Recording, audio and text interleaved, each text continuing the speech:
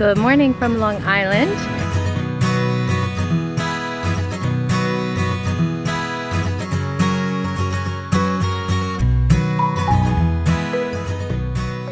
So I figured I'd get out here early because it is going to be in the 90s today, and I am walking my dog Dexter right now.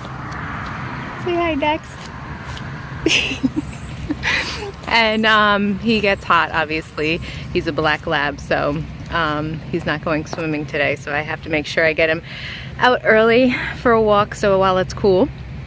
And I am drinking, my first meal of the day is a organic frozen strawberries and frozen organic mangoes from Trader Joe's. Whip that up with some, just a little bit of hazelnut milk and mostly water. So I'm having that now.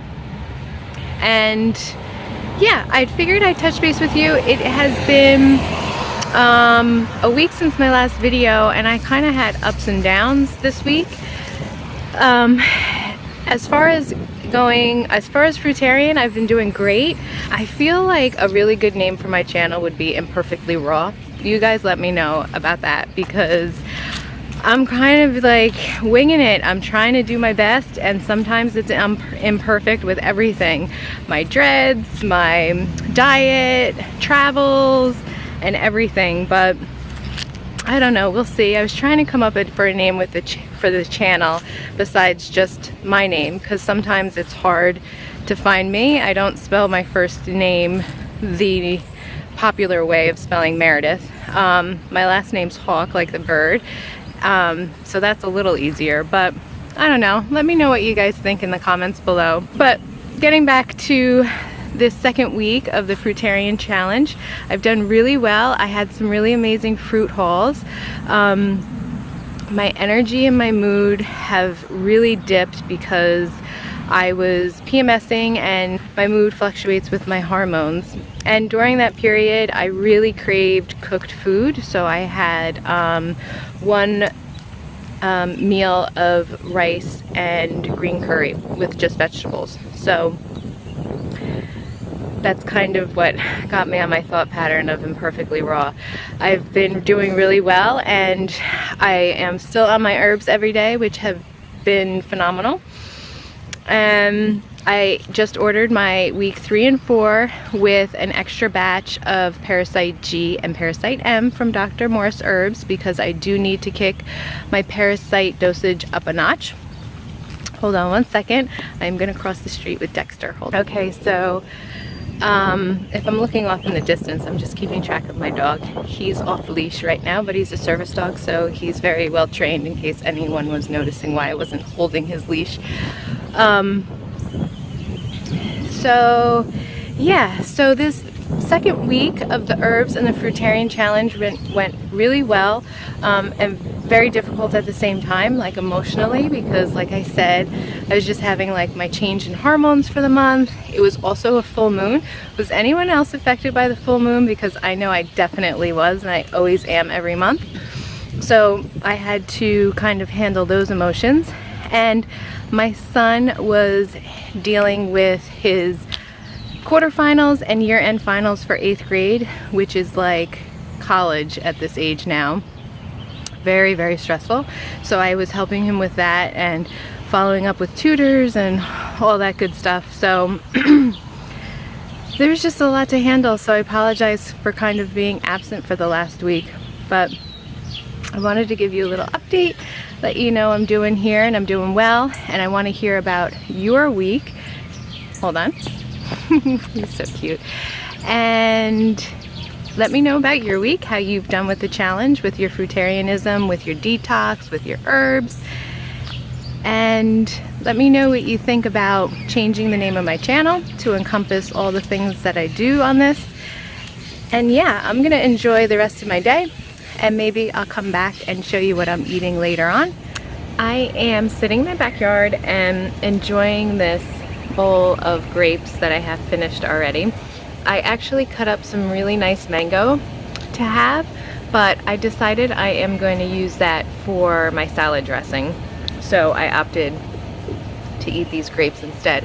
It's about 5:30, and I didn't really eat that much today just because I had the smoothie in the morning like you saw, and then I was so exhausted from being up so early, and this warm weather is really taking its toll on me. So I conked out for a couple hours and I woke back up to help my son with his studying. So here I am, it's about 5:30, and I forgot to mention earlier that in the last week I actually had really one hard day, and it happened on a weekend. My son was playing in a tournament for baseball, so he had 3 baseball games that we had to prep for. So the night before I made all of my fruit dishes, and I made him fruit to make sure he had good food for energy throughout the day. And I made tons of fruit for myself, filled up 2 coolers, brought it with us. I had juice, I had water, good to go. And I was really happy about that. I was going to tape it, but it just got a little hectic, so I wasn't able to. Maybe next time. So we were on a baseball field, or in a car, from 7 in the morning till about 6 o'clock at night. And I definitely had enough food, but apparently, just as there's no crying in baseball, there must also be no trees in baseball. Because none of the baseball fields had shade. At one point I was able to get into some shade at one of the fields, but I couldn't see the home plate of the baseball field, so when my son was at bat I had to move out of the shade, so it made it a little difficult. So I was legitimately in the sun all day. It was really warm, and I had water and I had tons of fruit and I ate everything. My son was good because he was in the dugout the whole time, so he was in shade. But by the end of the day, that 3rd game, I was literally wrapped from head to toe. I had long pants on, I had a long shirt just to keep my skin out of the sun, and I could still feel it on my face. And so the next day, you know, I got home, I ate dinner, and the next day I woke up with such a headache. I was so dehydrated. My skin was still fried, not like bright red, but just way too much sun. I mean, the one nice thing is I have my summer color, and my winter skin is off. But you know, and I didn't burn. I don't have the skin type that burns easily, so, but it just did not feel good at all. Then my pores were overworking its oil production for the next 2 days, and it literally knocked me out for a good day. I just did not feel good. My energy was horrible. I was super cranky. You know, I just kept drinking water all day, and I kept taking, you know, in fruits and my herbs, but it was hard. So extended sun exposure and heat is not good for the detox at all.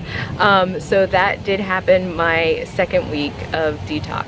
I just wanted to like kind of fill you in, and you know, let me know if you have experienced anything other than extended sun exposure. I'm sure the same thing might happen with cold as well. Anytime that you put your body through an extreme circumstance is going to have an impact on your body overworking itself to compensate for that. And since you're in detox, you're already in a unstable situation, so it has to work even more so to get its energy levels up and to get its repairing done and all of that. So, but week 2 is done and in the books, and all my herbs are gone, all of my tonics are gone. I still have the capsules, so I'm still taking those, but all my tonics are gone. I'm waiting for my shipment, like I said, for the 3rd and 4th weeks. I'm really excited about that, and maybe I'll do an unboxing video so that you can see how the herbs come from Dr. Morse. I will also put the link below to his website so you can check out how to start your own 14-week protocol if you have any issues that you're suffering with. But anyhow, that's where we're at. I am going to enjoy some of this shade now. My dog's finally happy because he gets to sit outside. Say hi, Dex. I hope you enjoy this day as well, wherever you are, and let me know where you're at with your detox or your Fruitarian challenge or your raw vegan challenge. I love hearing from you guys. Let me know where you're from, and I look forward to the following weeks. Have a beautiful evening, and I will see you soon. Cheers.